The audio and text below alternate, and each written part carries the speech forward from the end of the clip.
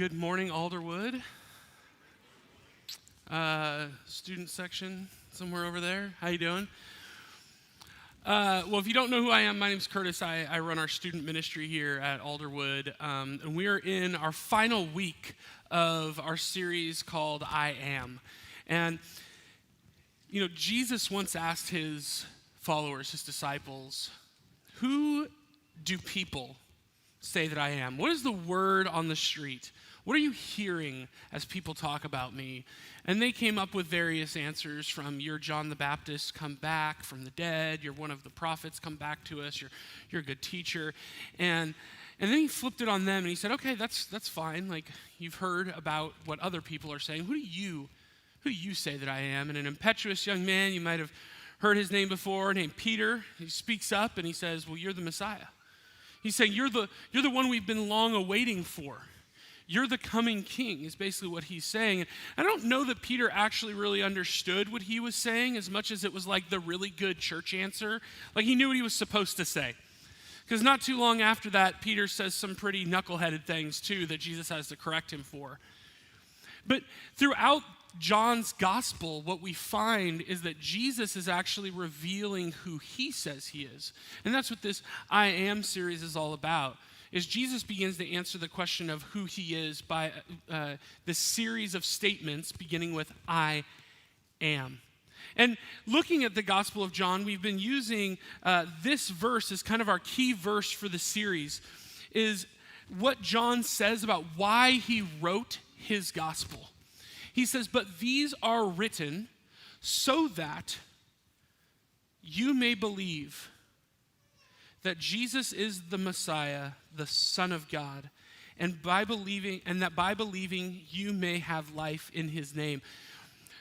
John says, here's the reason that I've written this whole thing, the whole account of Jesus' life, ministry, death, burial, resurrection, is so that you might believe what John is saying, what I believe, that Jesus is the Messiah, the Son of God. He doesn't just claim to be, he is this.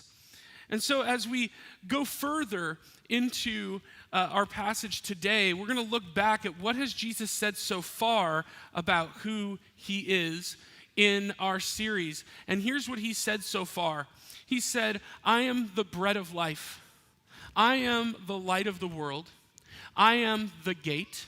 I am the good shepherd. I am the resurrection and the life. I am the way, the truth, and the life.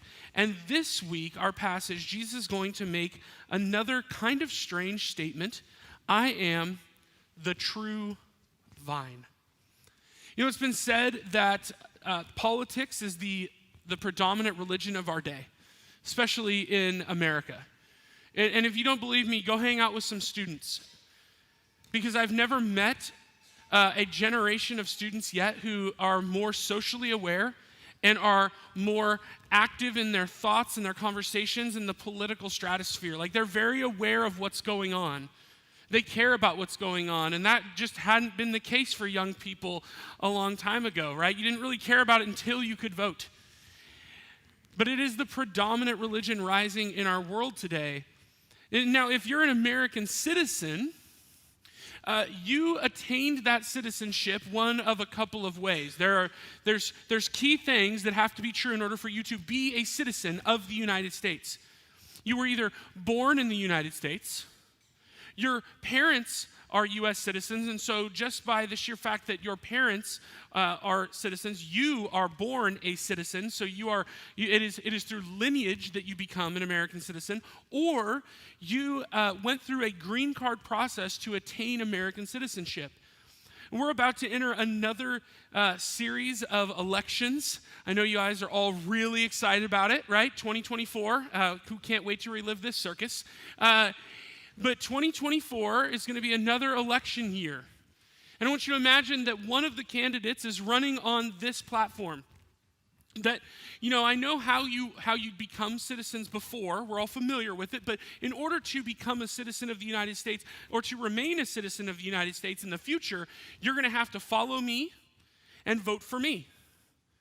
Now, if we heard that, we'd be like, that is crazy. That is ridiculous. That turns everything we know about what it means to be and how to become a citizen of the United States completely on its head. And you guys would probably not love that stance. And you might even be thinking of someone in the political stratosphere who might say something outrageous like that. But Jesus, in this week's passage, is going to say something very similar about how we become a part of God's kingdom.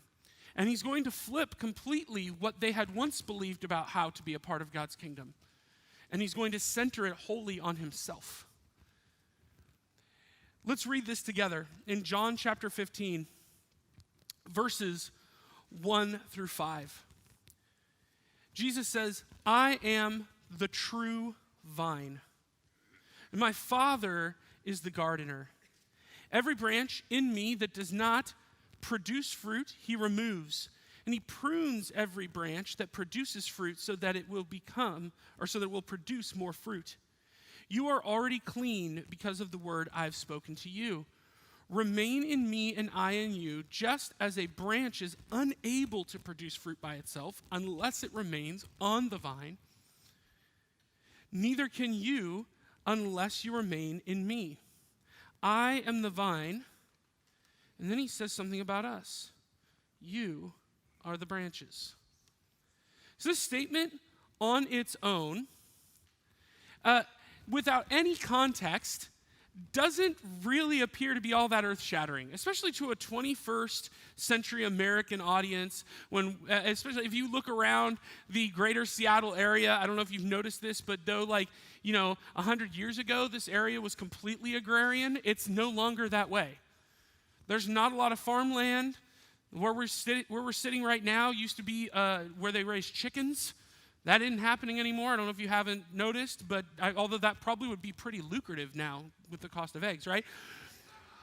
But everything's changed, and so for us, this might take a little bit of digging to understand what it means, because for first century Jews in Israel, saying something like this was the kind of stuff that got you crucified. Jesus is saying something very deep that would have been easily understood to his first century audience. Because see, in the Old Testament, there was an understanding of vines and vineyards. And the Old Testament understanding of the vineyard was that God's land, Israel, was the vineyard. And to be a part of God's people, you needed to be a vine planted in that vineyard. It was deeply tied to the land. It was deeply tied to these rigorous laws. And so Jesus is saying something pretty radical. It's no longer about being a vine in God's vineyard. He's saying there actually is only one vine, and you have to be connected to it. And that it is Jesus. There is only one vine, not many, in a vineyard. There is one vineyard, it is God's, and in order to be connected and be a part of God's family, you must be connected to him. This is earth-shattering. See, your faith and identity, it can no longer be tied to a land or a people or an organization or a temple. Your identity, your purpose, what you live for must be intimately rooted in a growing relationship with the Son of God. And then he begins to talk not just about this vine, but that this vine actually produces fruit. And I said that the greater Seattle area is no longer agrarian. So a little lesson on horticulture, or maybe we have like an arborist or two in here, and you already, you're ahead of me, okay? But fruit-bearing plants are only good for one thing: producing fruit. That's it. They're not good for much else. In fact, Jesus goes on to say in John 15, verse 6, if anyone does not remain in me, he's thrown aside like a branch and he withers. They gather them, throw them into the fire, and they are burned. We're not going to take the illustration further than what I think Jesus meant to say. What he is saying is that branches disconnected from me lack purpose. They are not living out the purpose for which they were intended. You are not living out the purpose for which you were created, which is a vital and thriving relationship with your Creator. See, even, I don't know how many of you did this as a kid. I remember doing it. I think my kids have probably done it a couple times, like when I'm out in the back and I'm chopping off limbs on trees, trying to clear away because stuff is overgrowing. Maybe you do this because you have blackberry bushes. That's a new thing as a California kid. They take over everything. What is with that? Delicious and dangerous. And so I'm back there and I'm hacking branches off, and as a kid, you'd walk over and you take a branch and you think you're helping dad, and you like stick it in the ground, new tree. What happens to that branch? Nothing, because it's disconnected from the vine. It's disconnected from the trunk. It no longer is connected to the life-giving root system. And what is this fruit that Jesus begins to talk about that is supposedly going to come off of these branches, which represent you and I as followers of Jesus? The Apostle Paul tells us that the fruit of the Spirit is love, joy, peace, patience, kindness, goodness, faithfulness, gentleness, and self-control. See, you can actually attempt to produce such things. Like, you could look at this list and go, okay, I can see areas in my life where I'm not like really loving, and so I'm going to try to be more loving. I'm going to try to be more joyful. I'll try to be more of a person of peace. Try to have more patience. Try to be more kind. I'll be gooder, and I'll try to be more faithful. I'll try to be gentle. Maybe the hardest one on this list, and I'll try to have some self-control. And so you can look at this list and you can see it as a list of things to be completed, but really, fruit does not get produced by the effort of the branch. Fruit is produced because of what it's connected to.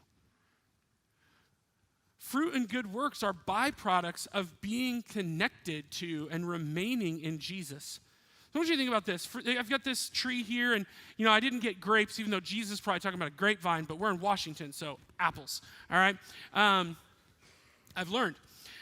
So you look at some of these branches, and you can see there's some fruit, like this guy's coming off over here. He's going to be an odd-shaped apple. But you've got all these pieces of fruit that are just kind of growing off these branches. And I want you to imagine, though, that you're looking at this list, and you're like, okay, good works, fruit of the Spirit, things I need to produce. Okay, so I got this. I'm going to go ahead and I'm going to try by my own effort. Okay, I got this. You know what? I serve sometimes in Kidman. Yeah, I'm going to do that. It's a good thing, right? So I'm going to put that on there. On my little branch.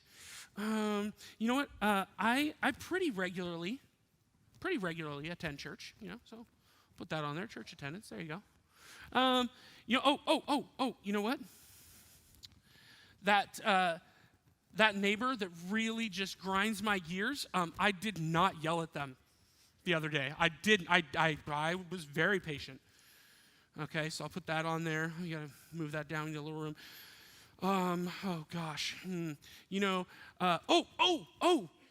remember like a couple years ago, the Albania team for high school, they went to Albania, and I had a 20 in my pocket, so I dropped that for them. That's a big one. All right, I needed that 20. That was like 4 drinks at Starbucks back then. It's not anymore, but it was then. All right? And see, what I can do is I can think that by my own effort, I'm going to apply fruit to my branch. I can think that by my own effort, like I'm kind to most people. I volunteer my time. Occasionally I read my Bible. Like I signed up for the Bible in a year. I try really hard to control my temper. But see, branches don't actually produce fruit by willing it super hard. There's not a branch on a tree anywhere that is out there going and producing fruit. Now, that would have been awkward if I had produced some fruit, okay? But Jesus says that the branches produce fruit because of what? Specifically because of their connection to the source of life. He also calls his Father the gardener. And the branches that don't bear fruit are cut off. See, this might fool someone. I don't know who it would fool, but might fool somebody from far away. And they go, well, look at that little branch with all the fruit. But see, the gardener gets up close.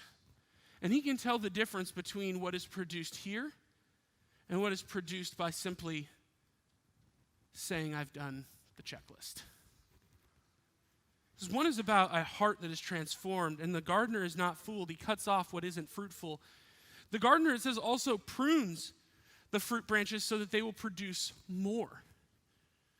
Now, pruning can be very uncomfortable because what it says is that those branches were already fruitful, which means you have to cut off things that maybe feel good, that maybe you think are beneficial. And I can think of a time in my life where that was very, very potent. Moving to Washington and leaving my students in my ministry in California, I say my ministry, it's God's ministry that he had entrusted to me. Okay, but leaving that group of students that I had fallen in love with and spending week after week with them and then moving to Washington, like when I got the call, hey, would you consider going to Washington? And I was like, no. And then they said, well, it's Linwood, Washington. And I said, where? I had never heard of this place. But see, now after being a part of ASM and leading ASM for 7 years, I can see the fruit of that labor, of remaining connected to Jesus, of pushing our students to remain connected to Jesus in the way that they serve in the lobby, and they're going on a mission trip this year, the way that they serve in our kid ministry, the way that they selflessly love others. Not perfectly, but they're striving to remain, and I get to see that. But see, if I had just said, you know what, I'm not comfortable with pruning, I'm going to stay where I am, I would have missed out on that. See, fruit bearing is not a test. It's a byproduct. Jesus doesn't accept us based on how good we are. We don't come to him like this. Jesus takes us as we are, and as we remain vitally connected to him, the byproduct is a life that begins to look like a fruit-bearing branch. Something that points back via our health in him back to the vine itself. That is the purpose of producing fruit, is to make much of him. So what does it look like to remain? Because the word remain in 17 verses here is either said or implied 13 times. So I think Jesus wants us to pay attention to it. And according to Jesus, I'm going to give it away here, but then we're going to go to the passage. According to Jesus, to remain looks like loving others. It looks like obeying Jesus' commands, the greatest of which is to love God and love others. So if you have your Bible, go ahead and turn to John chapter 15. We're going to be looking at verses 7 through 17, and then going back and looking at it a little bit closer. Jesus says, if you remain in me and my words remain in you, ask whatever you want and it will be done for you. My Father is glorified in this, that you produce much fruit and prove to be my disciples. As the Father has loved me, I have also loved you. Remain in my love. If you keep my commands, you will remain in my love, just as I have kept my Father's commands and remain in his love. I have told you these things so that my joy may be in you and your joy may be complete. This is my command. Love one another as I have loved you. No one has greater love than this, to lay down his life for his friends. You are my friends if you do what I command you. I do not call you servants anymore, because a servant doesn't know what his master is doing. I have called you friends, because I have made known to you everything I have heard from my Father. You did not choose me, but I chose you, and I appointed you to go and produce fruit, that your fruit should remain, so that whatever you ask the Father in my name, he will give you. This is what I command you. Love one another. Now, if we go just back to verses 9 and 10. In verses 9 and 10, here's what Jesus says. As the Father has loved me, I have also loved you. Remain in my love. If you keep my commands, you will remain in my love, just as I have kept my Father's commands and remain in his love. See, we remain connected to Jesus by following his way of living. And again, this isn't a test. This isn't pass-fail. Jesus has said earlier, you are already clean. They're already following him. This is an admonition to remain connected to him, to not wander off like Wyatt was talking about last week, to false ways of living, but to remain connected to Jesus. The byproduct of a life of remaining in Jesus is fruit production. So what is this fruit production? Jesus says it's love. And he shows us this in verses 12 through 14 and 17. This is my command. love one another. How? As I have loved you. No one has greater love than this, to lay down his life for his friends. You are my friends if you do what I command you. This is interesting because Jesus, just a little while earlier, they're on the way to Gethsemane. Jesus is sharing these thoughts with his friends, with his disciples, and he's already stooped to wash their feet. Jesus, the God-man, creator of the heavens and the earth, has stooped onto his hands and knees to wash the hands and feet, or to wash the feet of his disciples. He says, love one another as I have loved you. See, Jesus' love is costly. It's not cheap, and guess what? The cross was not cheap. The beautiful thing about Jesus, one of the most beautiful things I think, is that Jesus doesn't just call us to love. He says, I'll go first. This is a sacrificial, enemy-loving, radical, Jesus-like love. He then tells them there's no greater love than to lay down your life for your friends, which he's going to do for them in the next several hours. This is all said on the evening of the crucifixion. And he's calling them to stay committed, to stay connected, not out of obligation, but out of connection and love for him. See, this kind of radical love looks like saying, Father, forgive them, for they know not what they do, as they nail Jesus to the cross. I mean, think about that. Jesus' enemies are literally murdering him. And he's saying, Father, forgive them. I don't know about you, but I can't even remember the last time somebody cut me off on I-5 where the first thing in my mind was, Father, forgive them, for they know not what they do. But I think this Jesus kind of love is radical. It's bigger. It's grander than just not going off on the barista who got your order wrong. That's human decency. That's not Jesus level, radical, crazy love. It's costly. Maybe it's having patience with that kid who's super hard right now. Maybe your kid is going through a really tough time in their life and it's hard to be patient. Maybe it's being kind and offering to take someone to lunch at work who nobody else wants to be around because they are just annoying.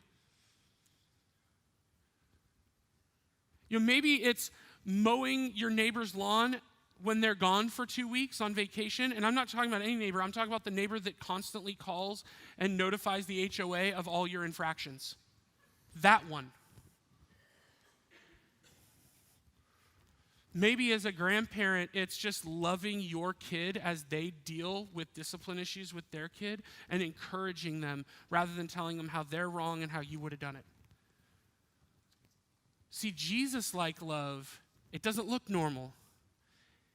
It's not easy. It's costly. And you cannot live that kind of love consistently unless you are connected to something much bigger than yourself. The only giver of real life purpose, Jesus. In keeping the command to love others, we demonstrate our love for Jesus because as we produce fruit, this fruit points back to the life-giving vine. See, in one sense, Jesus is urging his disciples to remain, as what will occur in the next 24 hours will be both terrifying and will test their resolve as Jesus goes to the cross. In another sense, Jesus is urging all followers to remain in him and not chase after false vines, to not chase after strange vineyards that are offering promises that they can't fulfill. Similar to what Wyatt was saying last week about following the way of Jesus, that Jesus is the way. So not diverting on false paths.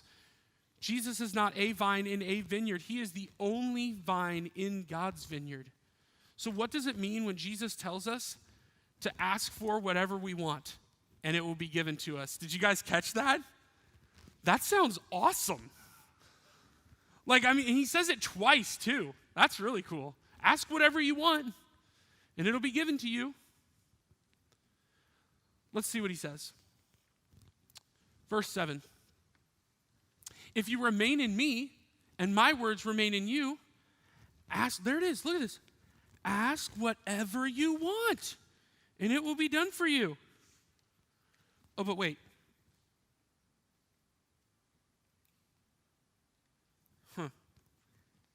Okay, hold on. He says it again, though, so let's go. You did not choose me, but I chose you. I appointed you to go and produce fruit so that your fruit should remain. There it is. Haha, right. So that whatever you ask the Father in my name, he will give it to you. Love it. It's awesome. Oh, wait, hold on. Interesting. See, again, the emphasis is on the remaining. It's not on the getting. As we remain intimately connected to Jesus, here's what happens. It's amazing. Remaining over time harmonizes our desires and God's will. Otherwise, we take these verses out of context, and it just becomes like Philippians 4:13. I can do literally anything through God who gives me strength. I'm going to write it on my sneakers, and I'm going to sink every three. I'm sorry, Steph Curry. But taken in context, we have to understand that the longer we're connected to the vine, the more our desires begin to look like his will. So that what we ask looks like what he would ask. And let's be sure to get this in the right order. It's not that his will begins to condescend to our desires, but that our desires begin to match his will. And Jesus models this very thing for us in the Garden of Gethsemane. Maybe just moments, maybe an hour or two later, when he prays that he would not have to endure the cross, but he finishes it with this. He says, Father, if you are willing, take this cup away from me, this cup of suffering. Nevertheless, check this out, not my will, but yours be done. Over and over the scriptures, we are invited to bring our wants, our needs, our desires to God. And I don't know if I'm breaking news to you, but because you are a human being, you are incredibly needy. And we're invited to bring those needs to God. But also we're called to seek out his will.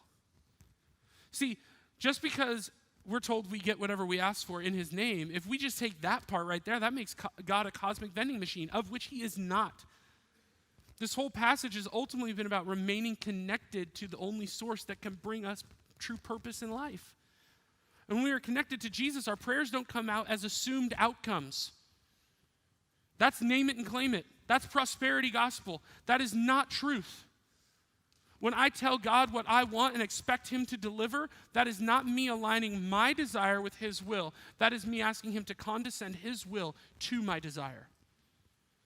But if I'm connected to the vine, really connected to Jesus, seeking him out, then I can pray for whatever I want, but I can always say, but not my will, but yours be done. Not what I want, but ultimately what you want. See, branches don't ask to produce something other than what the vine provides. This is an apple tree. It is never going to produce bananas. No matter how hard these branches want bananas. Because it's the will of the vine that decides the fruit that is produced. You know, I want to talk about remaining and what it looks like over a lifetime. See, because by remaining, we decide every day to continue in a relationship with God through the one and only vine in the vineyard. Each moment and circumstance of life, we are given a decision to remain, to choose Jesus instead of ourselves. And to choose to follow Jesus as the only source, or to choose our own way. And you never know the implications of those seemingly small choices to remain this side of eternity. You might get a glimpse, but there are many that you will never know. I think of a young man named Joseph in the Old Testament, in the book of Genesis. And Joseph, you may have heard of him. He had this really awesome coat. His brothers didn't like it very much, and they decided they were going to kill him. But instead of killing him, they threw him in a pit. They sold him into slavery. He's carted off to Egypt. And while he's in Egypt, he works in a man named Potiphar's house. Potiphar's he's got a lot of prominence. He's the captain of the guard. And one day, Joseph has actually risen to prominence in his house. He's in charge of everything. And Potiphar's wife comes to him when it's just Joseph and her alone in the house, and she says, I want you to come to bed with me. And she does this a couple times, but Joseph finally runs away. But before he does, he says this, no one in this house is greater than I am. He has withheld nothing from me except you because you are his wife. So how could I do this immense evil? Check this out. And how could I sin against God? This is Joseph taking a small moment to remain. By the way, if he'd have given in, who would have known? She's asking for it. He's a slave. Who would have known? But he chooses to remain. Because of this, she gets spurned. She's angry, has him thrown in prison. He then gets elevated out of prison to the second over all of Egypt. The Jews end up moving to Egypt because his brothers come. They're starving. They need food. They move to Egypt, out of the promised land. But then they rise to prominence and power and strength, and Pharaoh's scared of them, and so he puts them in chains. Now they're all slaves. And God rises up Moses, and Moses leads the people from Egypt to the edge of the promised land, where God raises up another leader named Joshua who chooses to remain, and he leads them into the promised land. Then God raises up these judges to rule over the people, and they were kind of a mess. So God then rises up a young man named David who's just simply tending his father's flock. He's remaining faithful in the little things day to day. And David, from him, King David, we get the promise of Messiah, Jesus. Do you think Joseph knew that way back here? Absolutely not. But his one choice, to choose to remain, had massive implications. See, every time I meet an elderly follower of Jesus who has chosen to remain, I get a glimpse of those small choices to remain and how they give purpose to a life that extends beyond that single person. I don't meet someone who has massive regret, but someone who is full and has a fruitful life. And many of you in this room are byproducts of the fruit of someone else's choice to remain. Our big idea this morning is very simple, that Jesus is the only source of real purpose. And we're going to enter into a time now of communion.